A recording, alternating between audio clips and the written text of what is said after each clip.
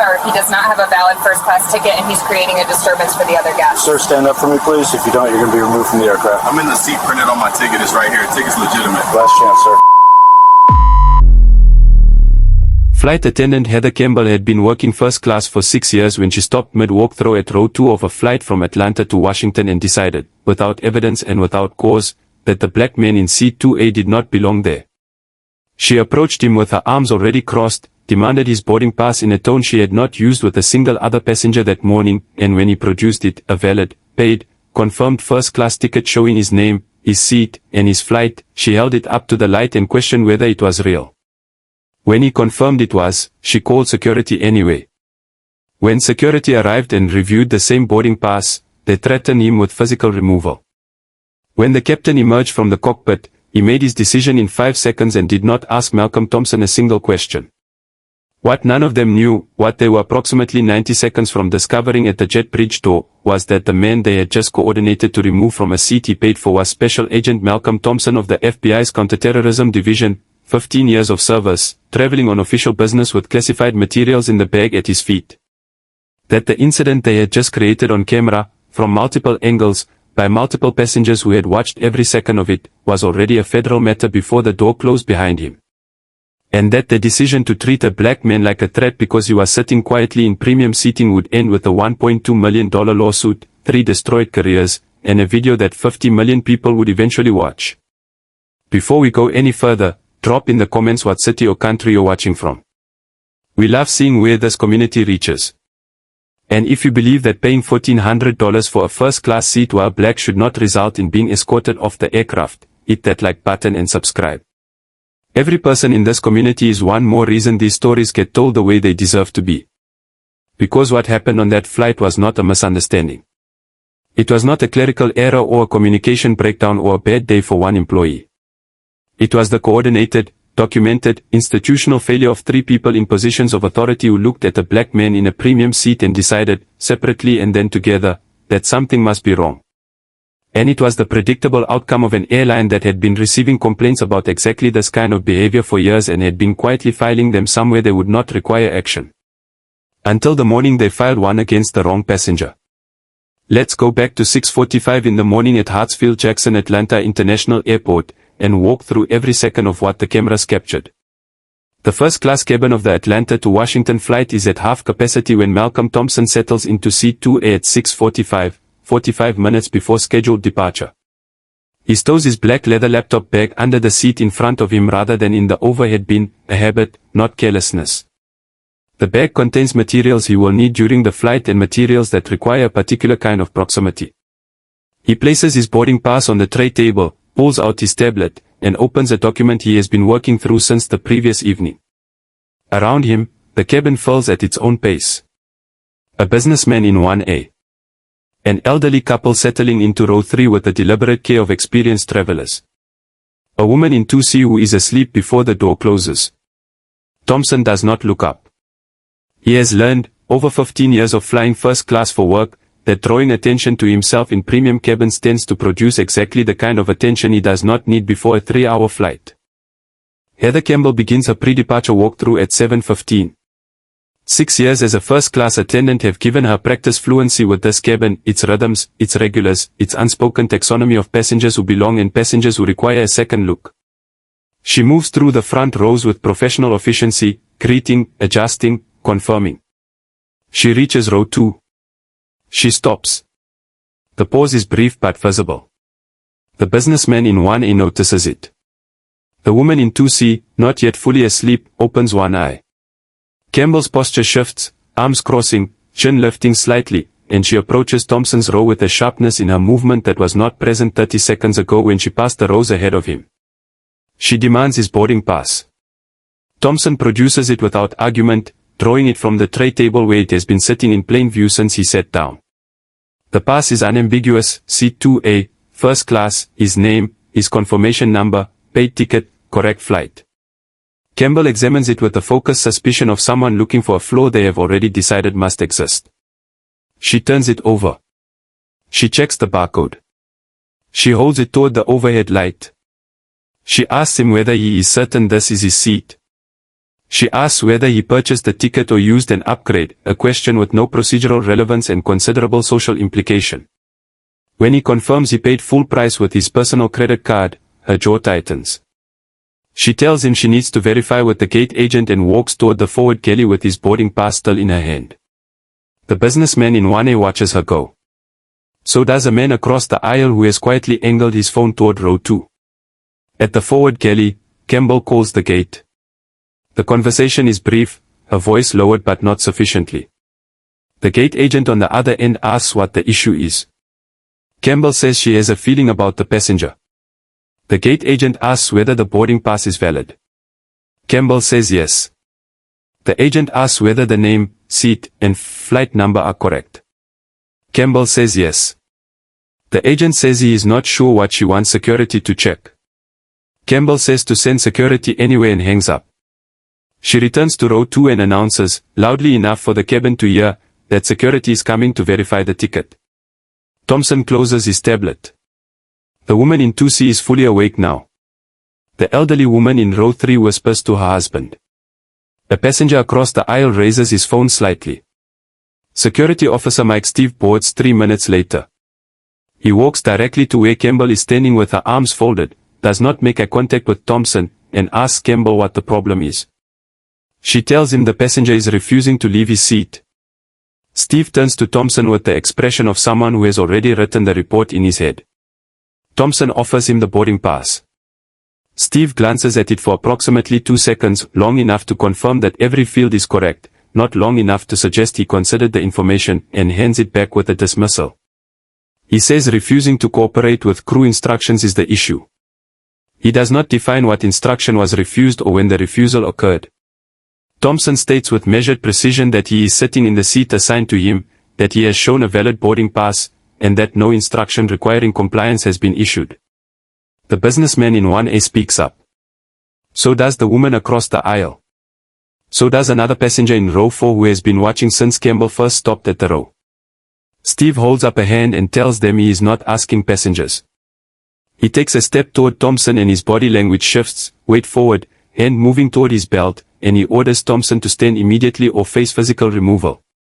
The cabin goes quiet in the way that spaces go quiet when something unjust is about to happen and no one has enough authority to stop it. Captain Chad Williams emerges from the cockpit. He is in his mid-50s, silver-haired, 30 years of flight time visible in the way he carries himself. He takes in the scene, Campbell standing with her arms folded, Steve positioned aggressively in the aisle, Thompson seated and calm, multiple passengers visibly uncomfortable, and he turns to Campbell. She speaks first. Williams listens. He does not turn to Thompson. He does not ask for the boarding pass. He does not address the passengers who are, at this moment, actively and audibly telling him that the man in 2A has done nothing wrong. He issues the order to deplane based entirely on the word of his flight attendant, framing it as a matter of crew authority rather than evidence. 3 people. No evidence. No investigation. No question directed at the man they are removing. Thompson stands.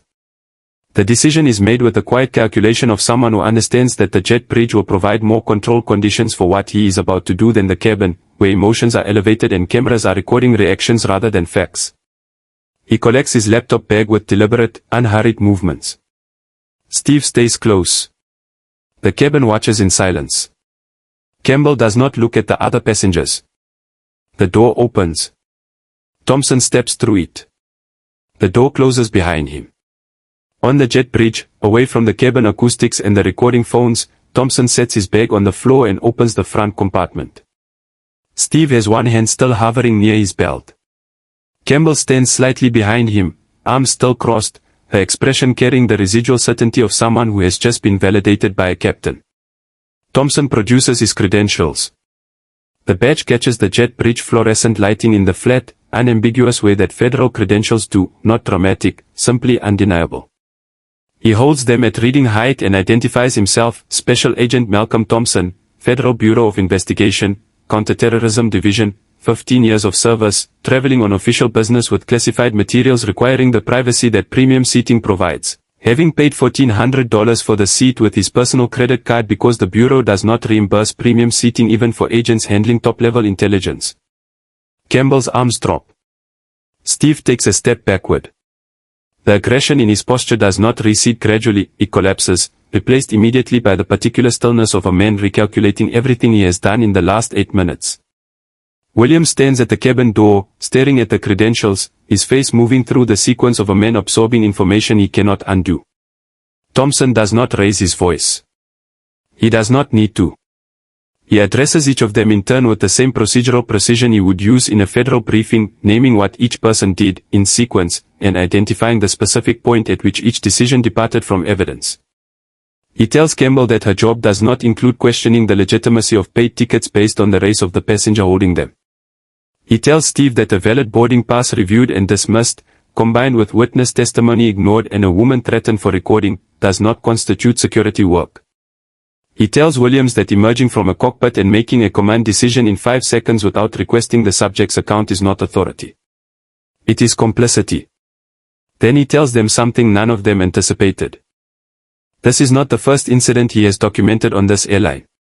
Over 3 previous flights spanning 14 months, Thompson had been subjected to subtle variations of the same pattern, questions about his seat assignment, implications about how he obtained the ticket, a tone reserved exclusively for his row and no other. He had not filed complaints after any of those incidents. He had documented them. Quietly, methodically, with dates and flight numbers and the names of the attendants involved where he could obtain them. He had retained everything. This morning's incident, escalated to physical removal, witnessed by a full cabin, recorded from multiple angles, is not where the pattern begins. It is where he decided it ends. The gate supervisor arrives 90 seconds after being radioed. She is 20 years in airline operations and she has the particular walk of someone who already knows the situation is worse than the radio described. She watches 30 seconds of the video on a passenger's phone. Her face goes rigid. Campbell is removed from the flight immediately. Steve is escorted to the security office pending review. Williams is instructed to complete the flight pending a formal investigation that will begin the moment the aircraft lands in Washington. Malcolm Thompson walks back through the jet bridge door and returns to seat 2A. The cabin receives him in silence that is different from the silence that watched him leave. This one carries the specific quality of witnesses who have just watched something they will be describing for years. Phones are lowered. The businessman in 1A gives a single nod. The elderly woman in row 3 exhales. The aircraft departs 43 minutes late. Somewhere over Georgia, 5 separate video files begin uploading to 5 separate accounts. By the time the wheels touch down in Washington, the view counts have already started climbing, slowly at first, then not slowly at all. In seat 2A, Thompson closes his tablet and looks out the window at the cloud cover below. The classified document can wait. What cannot wait is already in motion, the complaint drafted in his head since the jet bridge, the attorney he will call from the arrivals hall. The federal matter thus became the moment a captain ordered a federal agent off an aircraft without a single piece of evidence that he had done anything wrong. This had stopped being a personal insult somewhere over Atlanta. It was a federal matter now. And it was only just beginning. The first upload happened somewhere over Georgia at 37,000 feet. By the time the aircraft touches down at Reagan National, 4 additional files have been posted from 4 separate accounts. The footage is not identical, each phone captured a different angle, a different slice of the same sequence, but together they form a complete and unambiguous record, the attendant with the boarding pass held up to the light, the security officer dismissing a valid document in 2 seconds, the captain emerging from the cockpit and making his decision without a single question directed at the man in seat 2A, and the jet bridge door closing on a passenger who had done nothing except occupy a seat he paid for. The algorithm moves fast when the content is both clear and enraging. Within 6 hours, the combined view count across all uploads crosses 3 million. By the following morning, it has passed 12. The hashtag that emerges is precise and unsparing and it trends nationally for 4 consecutive days. Morning news programs request airline comment before their second segment.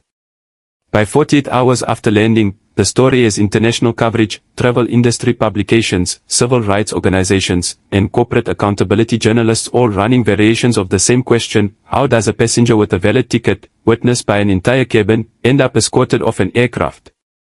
The answer, it turns out, has been sitting in a filing system for 7 years.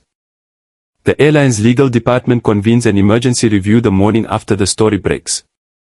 What they find in the complaint database is not a surprise to the people who work in that department, it is a surprise only to the executives who have never been given reason to look closely.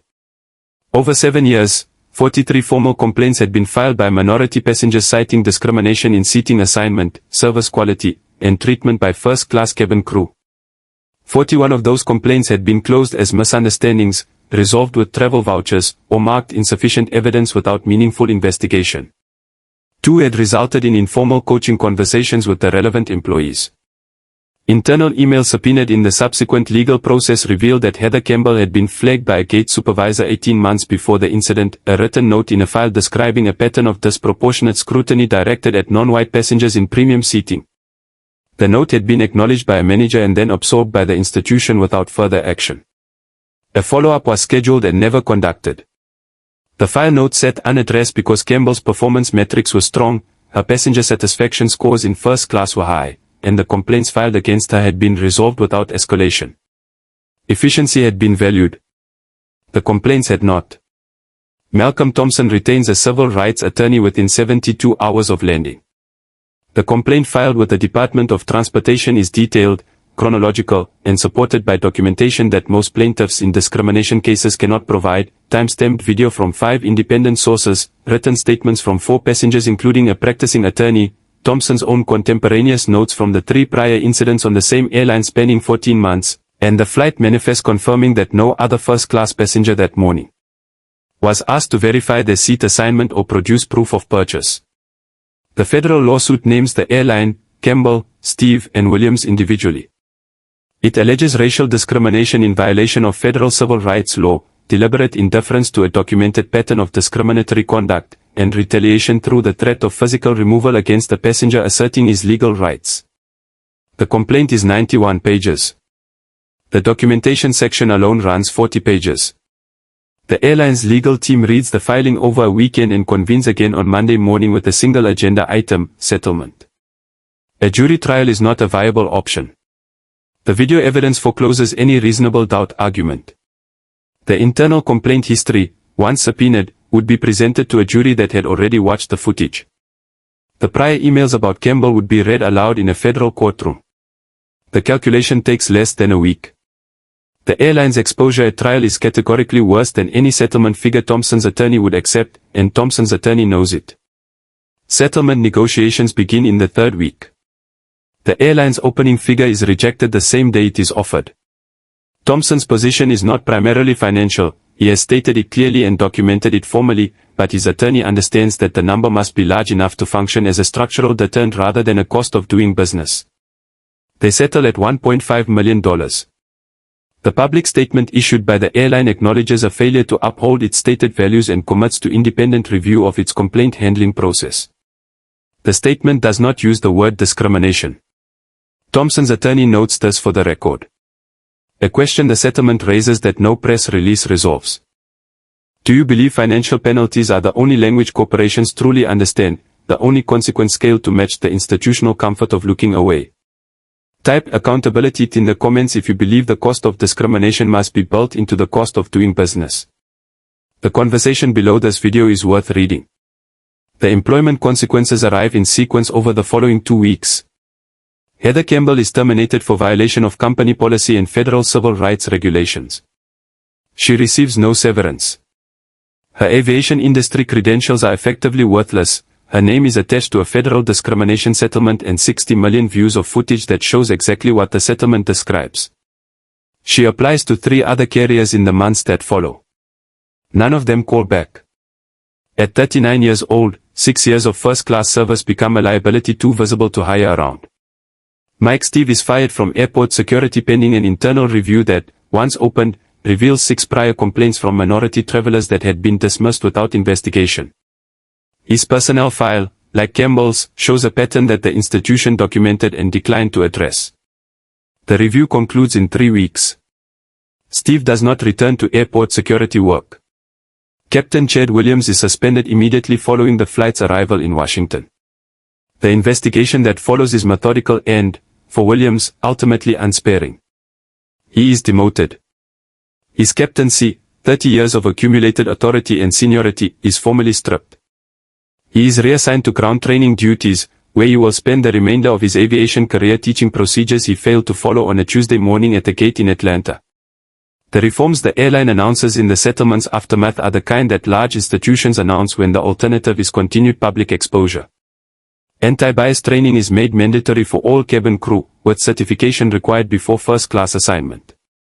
An independent body is contracted to conduct quarterly audits of passenger complaints, with specific attention to patterns of disproportionate scrutiny by individual employees. A passenger advocacy office is created with a direct reporting line outside the standard HR structure, a design intended to prevent complaints from being managed by the same supervisory layer responsible for the employees being complained about. A zero-tolerance policy for discriminatory conduct is formalized and published. Transparency reporting on complaint volume and resolution outcomes is committed to annually. Before we continue, a question worth sitting with.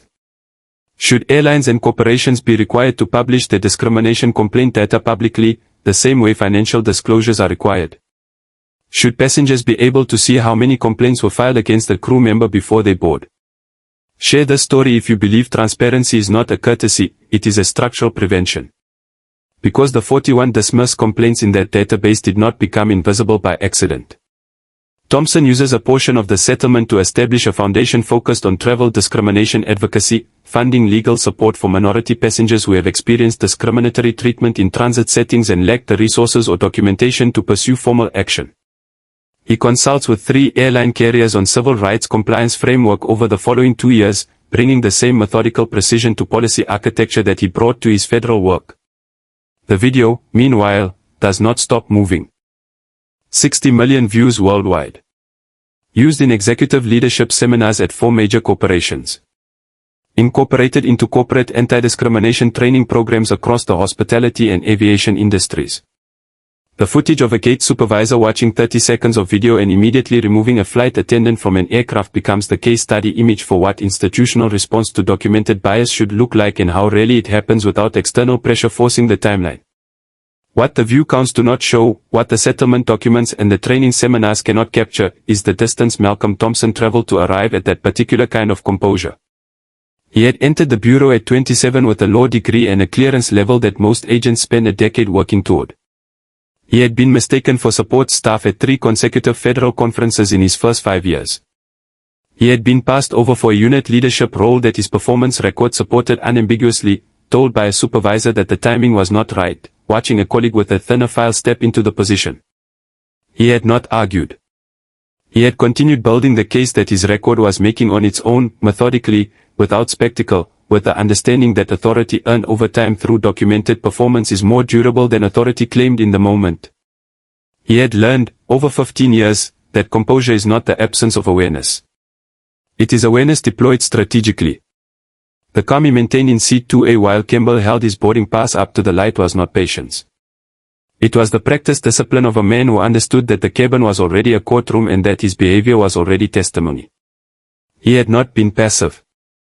He had been precise. Malcolm Thompson continues his FBI career. He still flies first class.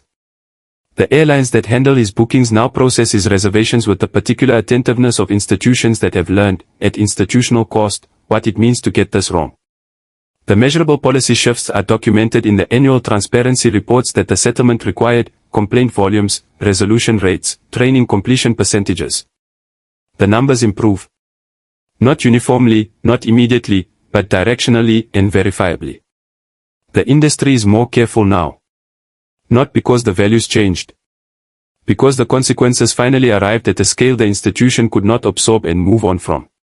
If you believe that professionals deserve to be treated with dignity regardless of what they look like or what seat they paid to sit in, subscribe for more stories where accountability prevails, where documentation outlasts assumption, and where the people most underestimated turn out to be the ones who change the institutions that underestimated them. Turn on notifications so you never miss the next one. And if you think corporations should face real consequences when bias becomes policy and silence becomes complicity, stay tuned, because these stories matter, and as long as you're here, we will keep telling them. It was never about a seat. It was about who is presumed to belong and who is required, again and again, to prove it. And sometimes the quietest passenger in the cabin carries the highest authority in the room.